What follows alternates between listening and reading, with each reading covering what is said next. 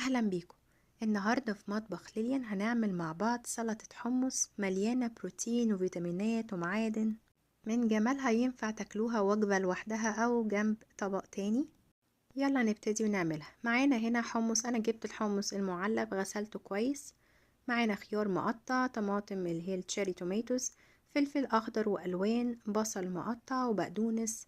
معانا كمان زيتون أخضر مقطع صغير، معلقتين زيت زيتون، ملح وفلفل وتوم باودر، معلقة كبيرة عصير ليمون، ومعلقة كبيرة من العسل، ومعلقة كبيرة من الخل.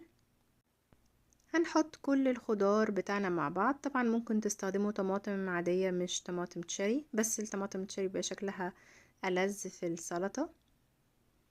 وهنحط الفلفل، ممكن تحطوا أي فلفل موجود عندكم، ممكن تحطوا فلفل سبايسي، وطبعا البصل والبقدونس وكمان الزيتون. انا حطيت زيتون اخضر النهاردة، ممكن تحطوا اي زيتون.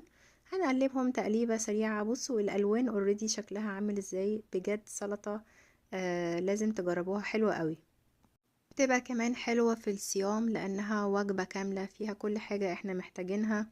ممكن تاكلوها لوحدها ومشبعة كمان، وممكن ناكلها جنب اي اكل تاني. هنحط كل التوابل والليمون والعسل والخل، وهنقلبها كويس، وهتبقى السلطة بتاعتنا كده جاهزة. يفضل ان احنا نعملها قبليها بساعتين 3 علشان الحمص يشرب من طعم الخضار والتوابل. فدخلوها التلاجة ساعتين كده قبل ما تاكلوها. اتمنى ان انتوا تجربوها، واشوفكم في وصفة تانية. Thank you.